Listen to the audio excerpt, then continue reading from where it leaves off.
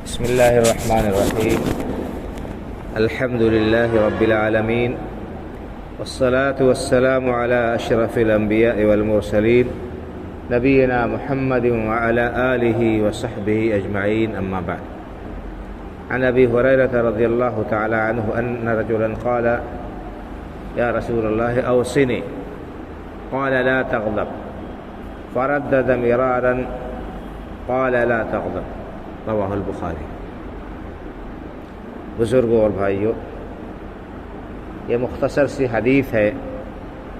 اس حدیث میں اللہ کے رسول صلی اللہ علیہ وسلم نے ایک صحابی کو بڑی عظیم اور جامع وصیت کی ہے، جو خیر اور بھلائی پر مشتمل ہے۔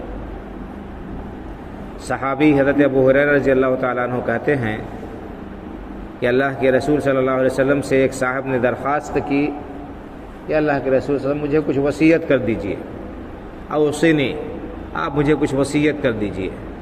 آپ نے فرمایا: لا تغضب۔ رسول اللہ صلی اللہ علیہ وسلم نے انہیں نصیحت کرتے ہوئے فرمایا کہ غصہ نہ کرو، غصہ نہ کیا کرو۔ فردد مرارا، صحابی نے بار بار درخواست کی کہ آپ مجھے وصیت کیجیے، وصیت کیجیے۔ قال: لا تغضب، ہر بات کے جواب میں ہر بار یہی فرمایا آپ نے کہ لا تغضب، غصہ نہ کیا کرو۔ تو یہ حدیث ہمیں بتاتی ہے کہ غصہ کتنی خطرناک چیز ہے۔ الحمدللہ، غصہ تمام برائیوں کی جڑ ہے۔ انسان غصے کی حالت میں ایسی حرکتیں کرتا ہے جو اس کے لیے سراسر نقصان دہ ہوتے۔ غصے کی حالت میں انسان کی سوجھ بوجھ کی صلاحیت کمزور پڑ جاتی ہے، یا کہہ لیجئے کہ اس کی سوچنے سمجھنے کی صلاحیت بہت ہی بگڑ جاتی ہے۔ اس کے نتیجے میں انسان ایسے اقدامات کرتا ہے، ایسے کام کرتا ہے جو اس کے لیے سراسر نقصان دہ ہوتے۔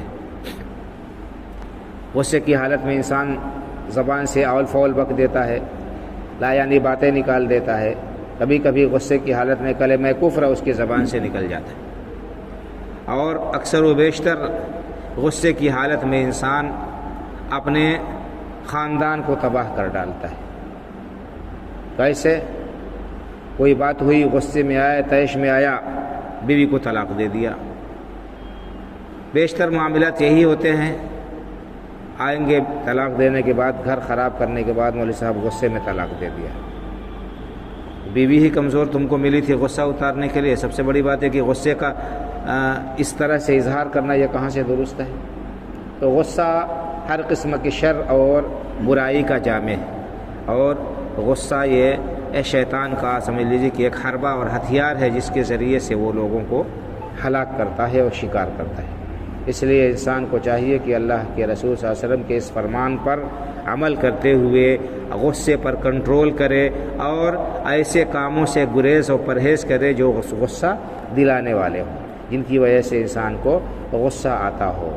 اللہ رب العالمین نے غصہ پی جانے والوں کی بڑی تعریف کی ہے قرآن کریم میں۔ اللہ نے فرمایا: وَالْكَاظِمِينَ الْغَيْظَ وَالْعَافِينَ عَنِ النَّاسِ۔ اللہ کے محبوب بندے کون ہیں؟ جو غصہ پی جاتے ہیں، غصہ دبا جاتے ہیں۔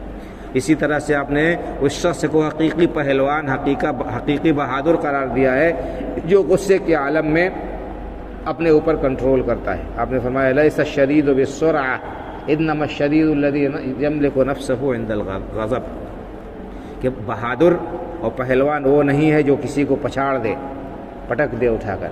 حقیقی پہلوان، حقیقی بہادر وہ ہے جو غصے کے وقت اپنے اوپر کنٹرول رکھے۔ تو بہرحال اللہ کے رسول صلی اللہ علیہ وسلم کی یہ مختصر سی اور جامع نصیحت ہے، اسے ہمیں اپنی گرہ میں باندھ لینا چاہیے، اور غصے سے احتراز کرنا چاہیے، پرہیز کرنا چاہیے، کیونکہ غصے کا نتیجہ بالعموم جو ہے یہ نتیجہ اس کا خراب نکلتا ہے۔ بعد میں انسان کو پچھتاوا ہوتا ہے، بعد میں افسوس ہوتا ہے، یا تو اپنی ذات کو نقصان پہنچاتا ہے غصے کے عالم میں، یا کسی دوسرے کو نقصان پہنچاتا ہے۔ بہر صورت اس کا انجام اچھا نہیں ہوتا ہے۔ غصے کا علاج کیا ہے؟ غصے کا علاج یہ ہے کہ انسان کو جب غصہ آئے تو وہ اعوذ باللہ من الشیطان الرجیم پڑھ کر بائیں طرف 3 بار تھکا لے، اور اس کے بعد اگر نہیں کنٹرول ہو رہا ہے تو کھڑا ہے تو بیٹھ جائے یا وہاں سے چلا جائے.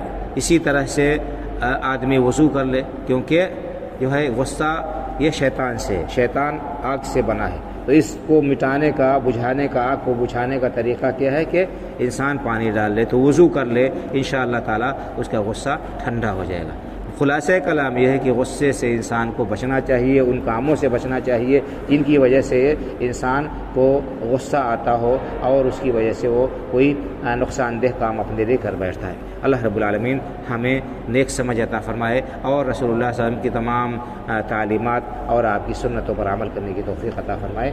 آمین. وآخر دعوانا الحمدللہ رب العالمین وصلی اللہ علی نبینا محمد وعلی آلہ وصحبہ اجمعین. والسلام علیکم ورحمۃ اللہ.